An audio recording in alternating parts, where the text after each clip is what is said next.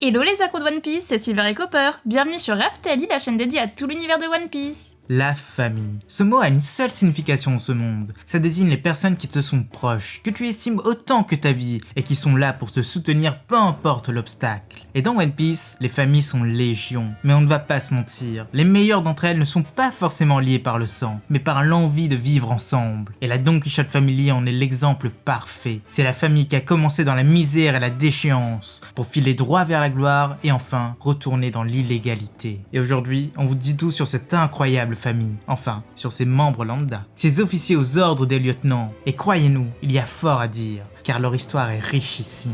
Attention, cette vidéo est la deuxième partie sur la Don Quichotte Family. La première était consacrée à ses lieutenants, et si vous ne l'avez pas vue, elle s'affiche en haut à droite. Ici, on ne parlera que des officiers de l'exécutif à leurs ordres, il y a pas mal à dire. Et la dernière partie, elle sera sur Doffy. Mais en attendant, jeune pirate sans drapeau, rejoins-nous dans cette grande aventure. La grande flotte te tend les bras, c'est aussi simple qu'un abonnement pour toi, et nous, ça nous aide énormément. Et place à la vidéo, allez, c'est parti. La création. Contrairement à la plupart des équipages dans ce monde, la Don Quichotte Family n'a pas été créée sous l'impulsion de leur capitaine, le grand Doffy, mais plutôt sur celle d'une personne plus ambitieuse à l'époque, le truand Trebol. Celui-ci voulait se sortir de la misère et surtout trouver quelqu'un qui pourrait l'aider à toucher les cieux. Après avoir lui-même formé un gang, il a repéré Doffy et son Haki des rois et a tout de suite compris son potentiel. Mais si vous voulez avoir un petit résumé de la vie de Trebol, c'est dans la première partie dédiée au lieutenant. Après ces événements, la famille a commencé à se former avec un noyau dur, le gang de Trebol. Forcément, il y avait Diamante, Pika et le jeune Vergo, qui se faisait appeler Corazon à l'époque. Mais très vite, leur notoriété en tant que pirate monta en flèche à North Blue, et ils furent rejoints par de nouvelles recrues. Mais juste avant, Vergo fut envoyé en infiltration dans la marine, alors que le frère de Doffy revint à ses côtés. Ils durent s'organiser, et 4 unités furent créées en leur sein. Celle du cœur, avec Rocinante à sa tête, l'unité de Pique, sous la direction de Pika, l'unité de Caro, avec Diamante, et la dernière, c'est celle du trèfle, sous les ordres de Trebol. Et dans chacune d'elles, les membres sont représentatifs de l'unité. Mais nous allons voir tout ça en détail. Les membres. Commençons par la plus simple des unités, celle du cœur. Et là, il n'y a personne dedans, même pas un chat. Et ça s'explique très facilement. Le premier Corazon, c'était Vergo. Comme il n'est pas resté très longtemps, il n'a pas pu voir les autres. Le second, c'était Rocinante. Et lui, il avait vraiment l'air de ne pas faire attention aux autres. Il est donc resté dans son coin. Et enfin, le troisième, c'était Lo. Non officiellement, mais il était destiné à le devenir. Le siège est donc resté vacant, donc forcément pas de subordonnée. Petite remarque, comme Monet apparaît dans l'arc Punk Hazard avec Vergo, il est possible qu'elle soit sa subordonnée, mais rien n'est dit là-dessus. La seconde unité, c'est celle de Trebol. Elle comporte 3 éléments, et pas des moindres. À notre sens, ce sont les plus dangereux. La plus ancienne, c'est Jura. Elle a quand même 61 ans, et c'est l'utilisatrice du Hato Autonomie, ou le fruit de l'art. Elle est avec eux depuis de nombreuses années, et c'est un peu la maman du groupe. Elle adore s'occuper des enfants, et c'est elle qui a élevé toute seule tous les enfants de la famille, surtout des Lingers. Elle a aussi joué un rôle dans la prise de Dressrosa, mais on ne la voit malheureusement pas agir. C'est lors de l'invasion des Mugiwara qu'elle montrera toute sa puissance. Elle arrêtera une partie de l'équipage en les transformant en œuvres d'art. Pareil pour le Sonic qu'elle rend incapable de naviguer. Hélas, elle se fera duper par Brook, et celui-ci le mettra hors d'état de nuire. Elle reviendra un peu plus tard dans l'arc, mais elle sera battue très facilement par Léo le Tontatas. La deuxième de cette unité, c'est Sugar, l'éternelle jeune fille et sœur de Monet. Elle a une place à part car son rang est doublé d'un titre d'agent spécial, ce qui veut dire qu'elle est la personne la plus importante de la famille, et on le comprend. Son fruit du démon, le Obi Obinomi, est d'une puissance redoutable. Il permet à son utilisateur de transformer n'importe qui en jouet d'un simple contact avec la paume de sa main. Mais il y a pire, la victime est littéralement effacée de la mémoire de tout le monde. Doffy l'a donc utilisé pour éliminer toutes les menaces et a placé la jeune fille sous haute protection. Elle était gardée par Trebol. Mais son histoire est aussi intéressante. Dans le passé, elle et sa sœur étaient dans une situation terrible. Mais heureusement, elles ont été sauvées par Doffy. Et depuis, elle lui voue une fidélité sans borne. Durant des années, la jeune fille de 22 ans quand même a transformé tous les opposants en jouets. Mais elle sera battue 2 fois par Usopp. Maintenant, elle a été capturée comme tous les autres et emmenée à Impel Down. Et la troisième membre de cette unité, c'est la très connue Viola, cette princesse de Dressrosa qui a mangé le Jirojironomi. Celui-ci lui permet de voir sur une large zone, mais aussi lui permet de voir à travers les choses et les âmes. Elle l'utilise bien face à Sanji. Lors de l'invasion de Dressrosa par Doffy, elle a changé de camp en échange de la vie de son père. Durant des années, elle a attendu que le tyran vacille, et elle aidera Sanji et les Mugiwara dans leurs desseins. Aujourd'hui, elle a quand même retrouvé sa place, et elle coule des jours bien plus paisibles. Petit plus, Oda a dit explicitement qu'elle avait eu une relation avec Doflamingo. Dans l'unité de diamant, nous avons 4 membres, c'est la plus fournie. Le tout premier, c'est l'AOG, le papy de l'équipage, mais à ne surtout pas sous-estimer. Du haut de ses 70 ans, il a de nombreuses années de maîtrise des arts martiaux derrière lui. Après tout, il est expert en Gouken, celui qu'il appelle le style G. Il voue même un culte à cette lettre. Ses vêtements comportent le G, sa barbe quand il était plus jeune formait un G, et il écrit G à tout va. Bon, c'est vrai qu'il a montré sa puissance dans le passé, mais aussi dans le présent en battant Don Shinjiao très facilement, alors que celui-ci est décrit comme puissant. Mais malheureusement, il se fera battre par Sai. Petit plus, Oda précise qu'il souffre de nombreuses maladies dues à l'âge, la presbytie, un peu d'Alzheimer et surtout un début de démence. Le pauvre. McVice est aussi membre de cette unité. On connaît pas grand chose de lui, à part qu'il a eu un très grand changement physique entre ses 36 ans et ses 52 ans. C'est une belle prise de poids. Il a aussi mangé le fruit du Tonton, ce qui lui permet de faire varier son poids à volonté. Il peut voler ou s'écraser violemment au sol en atteignant un poids de 10 000 kilos. Mais lui aussi se fera battre par Arjunin qui l'enverra valser très loin.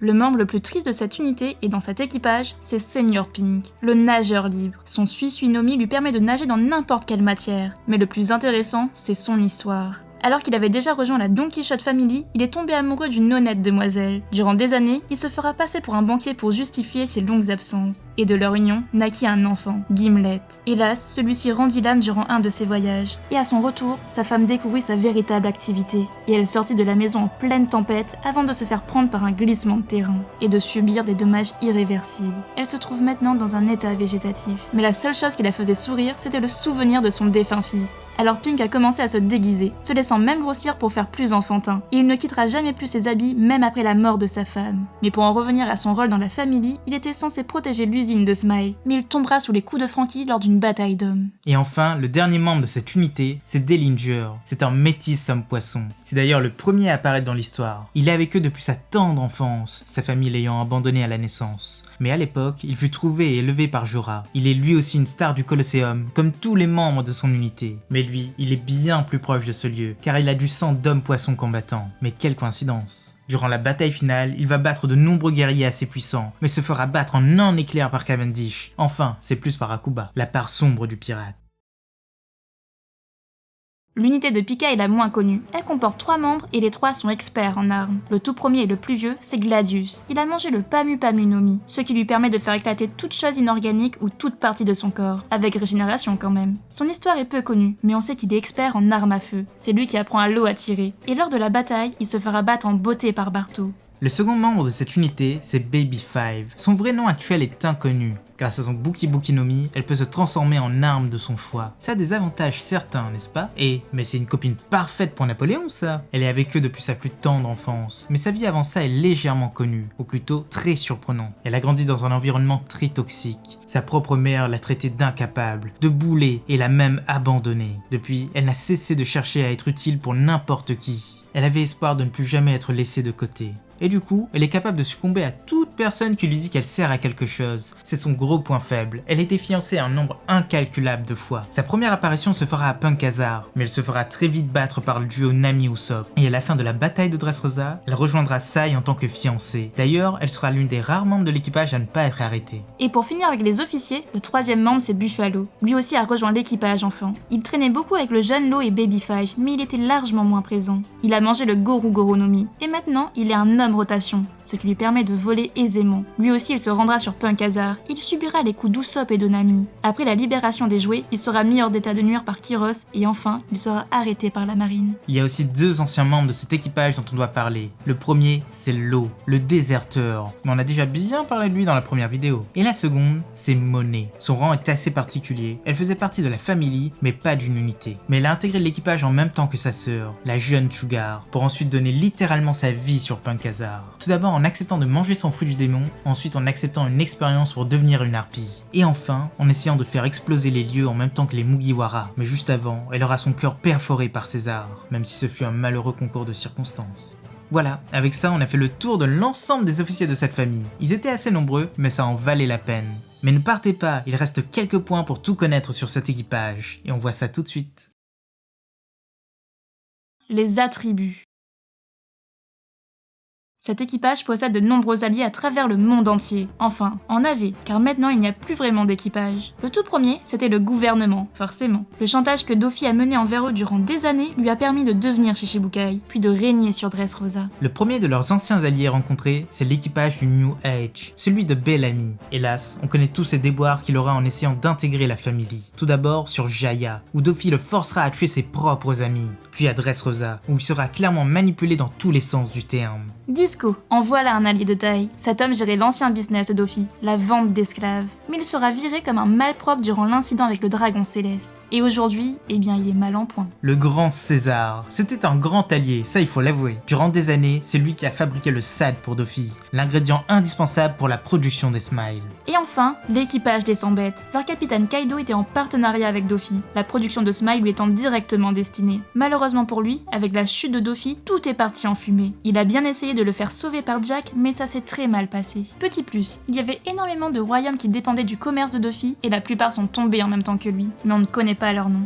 Le joli Roger de l'équipage représente très bien le capitaine. C'est une sorte de crâne qui sourit à la Mr. Jack. On ne sait pas trop comment réagir face à ça. Faut-il en rire ou en pleurer? Exactement comme quand on a Doffy en face de nous. Et enfin, l'équipage a 3 moyens de transport connus. Le premier, c'est le Numancia Flamingo, le bateau que l'équipage utilisait pour sillonner North Blue. Puis, nous avons le SAD Tanker, qui est utilisé pour transporter le SAD produit par César entre Punkazar et Dressrosa. Et enfin, le sous-marin sans nom avec juste un 8 sur sa coque. Il est utilisé par Jorah pour aller attraper les chapeaux de paille. Voilà, on espère que ça vous a plu, car avec ça, on a fait le tour de l'équipage. La prochaine partie sera dédiée à leur histoire dans sa globalité, mais surtout à celle de Doffy. Et on vous dira tout sur lui. C'était Silver et Copper pour Aftalil. À bientôt les accros de One Piece.